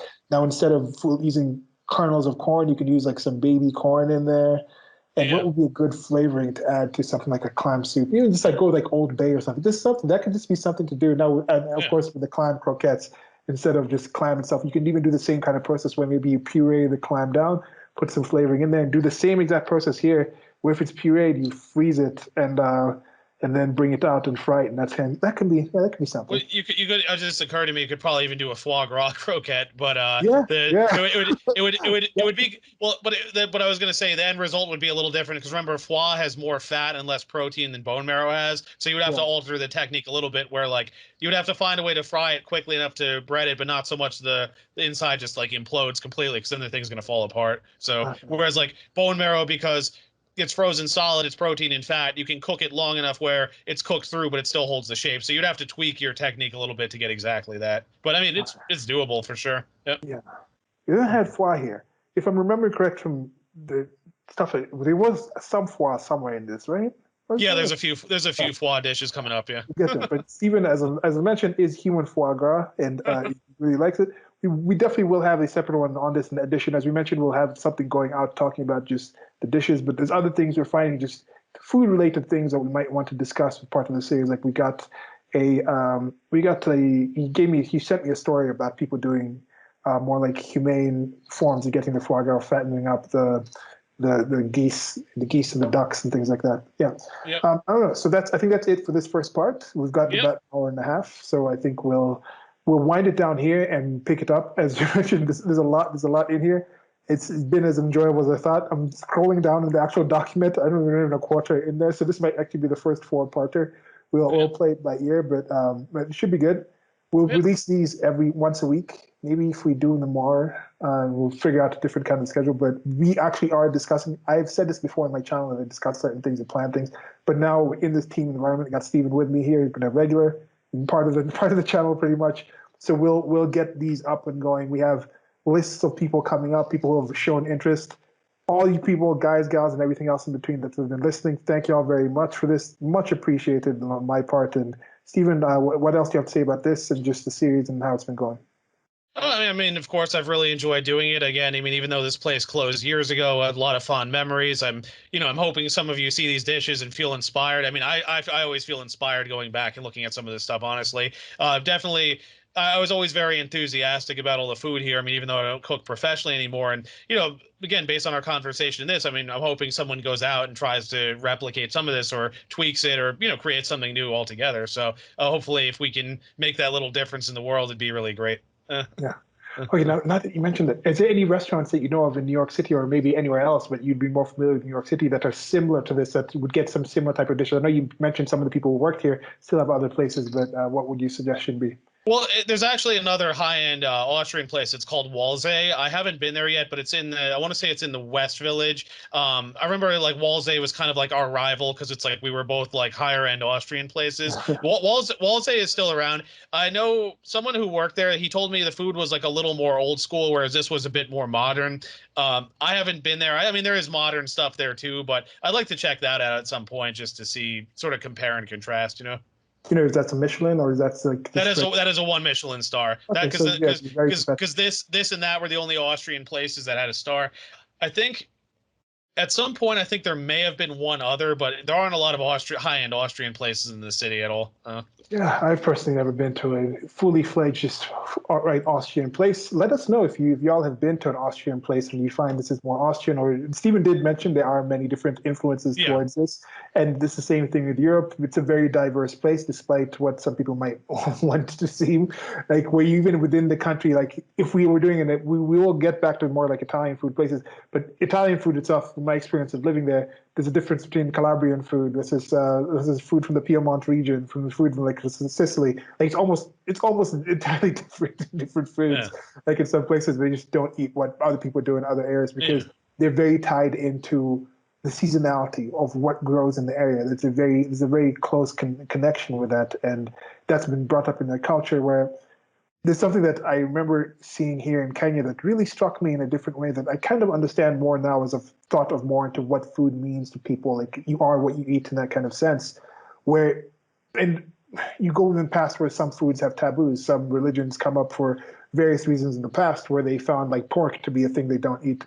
Even to a situation where we listened to something like Christopher Hitchens, he was pointing out that the taboo against pork is something that's very uniquely Jewish, yet the Muslims took that and adopted it as part of theirs, even though they're taken from Jewish, even though in general, as Islam came to be, was very against the Jews in the historical environment. Well, anyway, and then that kind of somehow skipped the Christians, but the Christians had something to do with fish for some sense. It's kind of some oddness. Some Christians are against it because Jesus put the anyway. Yeah. As I digress. But what I'm saying with something that I saw here in Kenya was some places that had some droughts there were some tribeswomen that was gone there, and they gone. I think this might have been the same one where they go to get some berries out of this tree that they have to break it down to they have to boil it for a long time. So in this drought area, you have to find a little water that you can, boil those things, grind them down to a paste, boil them again, dry them out. Then you get something where you can make these little things, and that's what they were eating. And then in Western Kenya, which by Lake Victoria, they had all this fish, and they would ship the fish out there. And the people were like, hatuwezi kula samaki.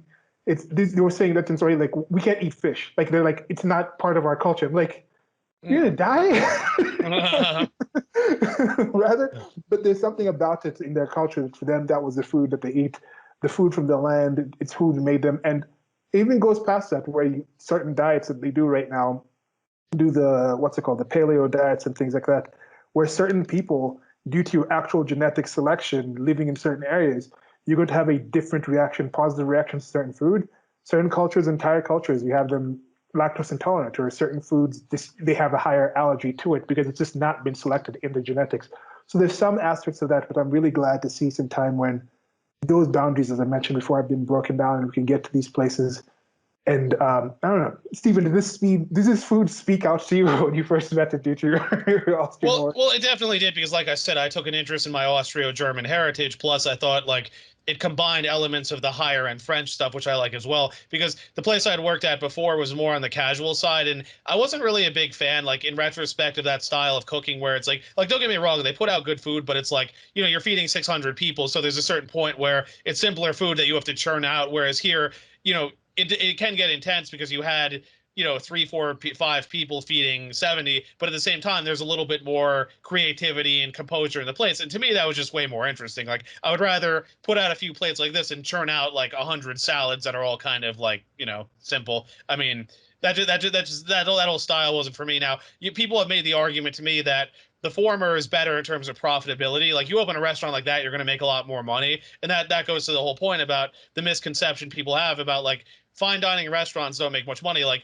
Bar Baloo, they said it had the lowest food costs in the company and the second highest volume. So that place was raking in the money big time. Where somewhere like Danielle, my friend made the comment, he's like, we probably make like $2 a year off this place because you have a huge staff, like a lot of food, you throw out a lot of stuff, you trim down all this stuff. But it's like you open those places because you want to put out, that's your like passion project, whereas the other places obviously you care, but it's like those are the places that really make the money. It's like you establish yourself and then you could put your name on other things and then those sell, and that's how you make the money. So we used to wonder like, do Danielle's more casual restaurants like support the higher end ones or something, because it's just like the staff, the amount of food, all these regulations they have to adhere to. It's like I can't imagine they're making a ton of money off that place. Yeah. But I think that's the kind of place, if I was ever to open a restaurant, it would be kind of thing where it's just like my home or something, small kitchen, a few tables, Well, like it's more. I would probably be very flexible. Actual menu would keep some basic things around the year. I think I'd want that to get people back in. I also would be very open with what I'm making. So if somebody else wants to come and like take something that I'm making and get out there, because probably many of the things I'll be making would be borrowed from other people, as most of my cooking has been, and be an interesting thing. But yeah, that's something. Maybe in the future, maybe Well, 10 because years down the line. because that's what these chefs do is they open like Danielle, Thomas Keller, the French Laundry, then per se. And what it is once they're established enough, then like, with Danielle, he opened Cafe Boulud, which is high end, but not as much. Then DB Bistro, then Bar Boulud, and so on. But because he has such a reputation, he can open a more casual place, and people will flock there. But Yeah. like I say, if the food cost is low and you're feeding hundreds of people, plus I know the wine sales there were crazy too. It's like you're raking in the money big time. But I think their angle is that you establish yourself as a chef in terms of quality. Then it's like if you put your name on other things, they trust you. Like Danny Meyer made way more money from Shake Shack than all these other places. But the thing is, you figure he was known for 11 Madison Park. He's not involved anymore, but he, was that. There was Gramercy Tavern, the Modern, Union Square Cafe. And then it's, oh, I'm going to run a burger joint. Everyone's like, this is going to be the best burger joint. And then it's like, but if you walk by any Shake Shack, there's always a huge line. And their food cost is low and they're feeding hundreds of people. So they're raking in money big time. Yeah. Yeah. And it's like my experience with Shake Shack. It's good. It's a good fare. I don't Yeah. think I don't think it's as good as Five Guys, but it's definitely No, better it's than not way up McDonald's there. and things No. like that. But it's Huh. still pretty good. But again, like you mentioned, it's part of the marketing. The locations are kind of unique in their whole presentation and things like that. Yeah. And there is an aspect of all of the ambiance, and of course, this the fanfare of it. The marketing for Shake Shack was really done in a really good way. Yeah. Yeah. I don't know. Anything else you want to say? Not really. I mean, we have a lot more dishes to cover, so Yes, a lot. until next time. Yeah. I hope y'all have enjoyed this, guys, gals, and everything else in between. Steven and I will keep these up. As I mentioned, have at least three more parts, looking like three more parts on this one. So I'll talk to Steven and probably try to get another recording of this part so we have at least one in the back. But we know that right now, after you watch this, definitely go check out the I Know Great People one. That after getting it here, I'm going to draw the cover for the post and already have it up and ready to go. And then check out other parts of the series. He already has other ones in mind. We've been talking to other people coming in that might bring on. Even with this series, we might get all these recordings done and then start some other things and throw those in there. I don't know. We'll figure that out as we're going. But this is something that we will be doing for some time. So thank you all very much. Thank you very much, Stephen. Thank you. And, yeah, that. That's all I have. Okay. Goodbye, everyone. Bye, everybody.